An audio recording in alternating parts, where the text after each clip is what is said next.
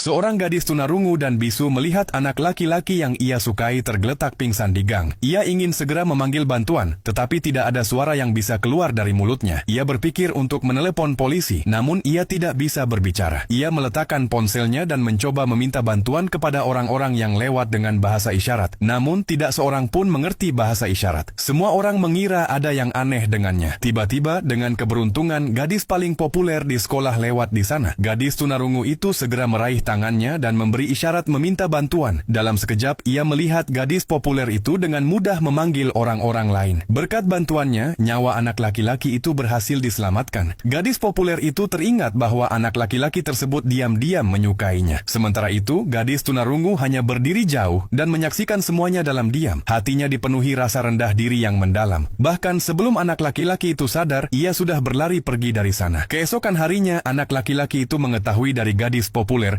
bahwa sebenarnya gadis tunarungu itulah yang telah menyelamatkan nyawanya. Dengan sengaja ia pergi ke rumah gadis itu untuk mengucapkan terima kasih. Namun, gadis itu tidak membuka pintu. Ia hanya bersembunyi di balik tirai sambil mengintipnya. Kemudian, anak laki-laki itu mengundangnya untuk menonton penampilannya di festival sekolah. Gadis itu bahkan menyiapkan pick gitar khusus sebagai hadiah untuknya. Tetapi ketika ia melihatnya bersinar di atas panggung, dan ia berbalik dan pergi. Air mata memenuhi mata gadis populer. Lalu ia pun pergi dari sana. Ia menyadari bahwa dibandingkan dengan anak laki-laki yang bersinar di bawah cahaya matahari, dan gadis populer itu, dirinya akan selalu menjadi bagian dari sudut yang gelap dan lembab. Ia tidak pergi menonton pertunjukan itu dan memilih tetap di rumah. Ia sama sekali tidak menyangka bahwa anak laki-laki itu akan datang ke depan pintu rumahnya. Setelah cukup lama ragu-ragu, akhirnya ia keluar. Dengan penuh semangat, anak laki-laki itu menggunakan bahasa isyarat yang baru saja ia pelajari untuk bertanya mengapa ia tidak datang ke acara tersebut. Namun, demi menyembunyikan perasaan hatinya yang sebenarnya, gadis itu sengaja mengucapkan kata-kata yang keras. Ia bertanya mengapa ia mengundang seorang gadis tunarungu dan bisu ke pertunjukan musik. Apakah ia ingin orang-orang menertawakannya? Ia tidak menyangka bahwa anak laki-laki itu akan tetap berdiri di sana. Anak itu mengambil sebuah buku bahasa isyarat dan, dengan gerakan yang masih agak canggung, namun jelas telah banyak berlatih, berkata dalam bahasa isyarat, musik tidak hanya didengar dengan telinga.